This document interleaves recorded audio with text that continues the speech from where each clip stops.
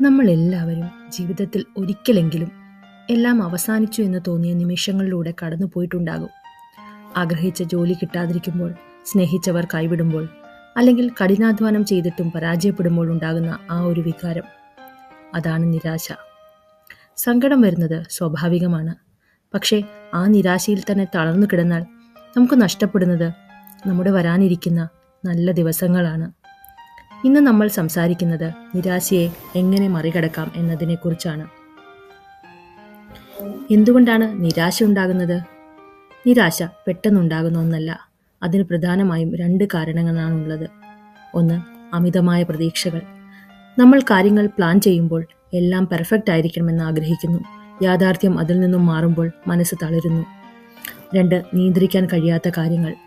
മറ്റുള്ളവരുടെ പെരുമാറ്റം, ഭാഗ്യം അല്ലെങ്കിൽ അപ്രതീക്ഷിതമായ സാഹചര്യങ്ങൾ എന്നിവ നമ്മുടെ നിയന്ത്രണത്തിലല്ല. അവയെ നിയന്ത്രിക്കാൻ ശ്രമിക്കുമ്പോഴാണ് നിരാശ കൂടുന്നത്. ഓർക്കുക, ജീവിതം ഒരു പരീക്ഷയല്ല, അതൊരു അനുഭവമാണ്.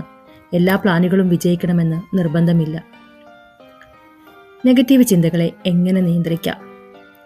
നിരാശപ്പെടുമ്പോൾ നമ്മുടെ മനസ്സ് നമ്മളോട് പറയും, നീ ഒന്നിനും കൊള്ളാത്തവനാണ്, ഇനി ഒന്നും ശരിയാകില്ല. ഈ ചിന്തകളെ തടയാൻ 3 വഴികളുണ്ട്. 1, ചിന്തകളെ അംഗീകരിക്കുക. സങ്കടം വരുമ്പോൾ അത് ഒളിപ്പിച്ചു വെക്കരുത്. എനിക്കിപ്പോൾ വിഷമമുണ്ട് എന്ന് സ്വയം സമ്മതിക്കുക.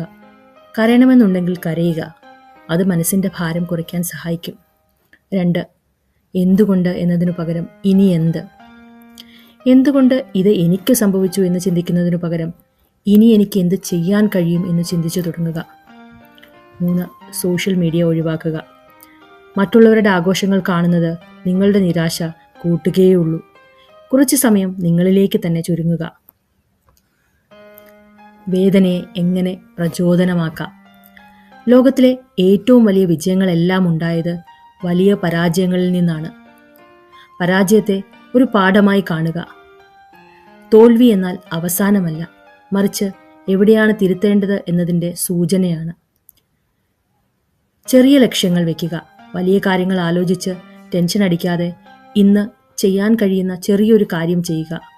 ഓരോ ചെറിയ വിജയവും നിങ്ങളുടെ ആത്മവിശ്വാസം തിരികെ നൽകും. സ്വയം സ്നേഹിക്കുക.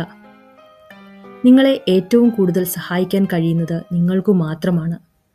നിങ്ങളോട് തന്നെ കരുണ കാണിക്കുക. നിരാശ എന്നത് ഒരു ഇരുണ്ട ഗുഹ പോലെയാണ്. പക്ഷേ ഓർക്കുക, ആ ഗുഹ അവസാനിക്കുന്നത് വെളിച്ചത്തിലേക്കാണ്. ഇന്ന് നിങ്ങൾ അനുഭവിക്കുന്ന വേദന നാളെ നിങ്ങളുടെ കരുത്തായി മാറും. വീഴുന്നത് പരാജയമല്ല, വീണിടത്ത് തന്നെ കിടക്കുന്നതാണ് പരാജയം. എഴുന്നേൽക്കുക, പൊടി തട്ടിക്കളയുക. ലോകം നിങ്ങളെ കാത്തിരിക്കുന്നു. ഒരു കൊച്ചു കഥ പറയാം. പണ്ട് ഒരിടത്ത് ഒരു കർഷകനുണ്ടായിരുന്നു.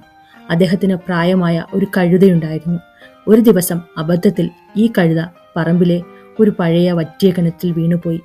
കുറെ നേരം കഴുത ദയനീയമായി കരഞ്ഞു. കർഷകൻ ആലോചിച്ചു, കഴുതയ്ക്ക് പ്രായമായി, കിണറാണെങ്കിൽ വറ്റിയതുമാണ്, അതിനെ രക്ഷിക്കാൻ വലിയ ചിലവ് വരും. അതിലും നല്ലത് കിണർ മണ്ണിട്ട് മൂടുന്നതാണ്. കർഷകൻ അയൽക്കാരെയും കൂട്ടി കിണറ്റിലേക്ക് മണ്ണ് കോരിയിടാൻ തുടങ്ങി. മണ്ണ് തന്റെ പുറത്തു വീഴുമ്പോൾ കഴുത കൂടുതൽ ഉറക്കെ കരയാൻ തുടങ്ങി. എന്നാൽ കുറച്ചു കഴിഞ്ഞപ്പോൾ കരച്ചിൽ നിന്നു. എല്ലാവരും അത്ഭുതപ്പെട്ട് താഴേക്ക് നോക്കി. ഓരോ തവണ മണ്ണ് പുറത്തു വീഴുമ്പോഴും കഴുത മണ്ണ് കുടഞ്ഞു കളഞ്ഞ് അതിന് മുകളിലേക്ക് ചവിട്ടി നിൽക്കുന്നുണ്ടായിരുന്നു.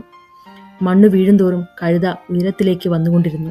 ഒടുവിൽ കിണർ നിറഞ്ഞപ്പോൾ കഴുത അഭിമാനത്തോടെ പുറത്തേക്ക് നടന്നുപോയി. നമ്മുടെ ജീവിതത്തിലും നിരാശയുടെയും പരാജയത്തിൻ്റെയും മണ്ണ് മറ്റുള്ളവർ നമ്മുടെ മേൽ വാരിയിട്ടേക്കാം. അത് കണ്ട് തളർന്നിരുന്നാൽ നമ്മൾ അവിടെ കുഴിച്ചു മൂടപ്പെടും. എന്നാൽ ആ ഓരോ വീഴ്ചയെയും ചവിട്ടുപടികളാക്കി മാറ്റിയാൽ അതേ നിരാശ നിങ്ങളെ ഉയരങ്ങളിൽ എത്തിക്കും. ഈ വീഡിയോ നിങ്ങൾക്ക് ഉപകാരപ്പെട്ടെങ്കിൽ തീർച്ചയായും സുഹൃത്തുക്കളുമായി പങ്കുവയ്ക്കുക.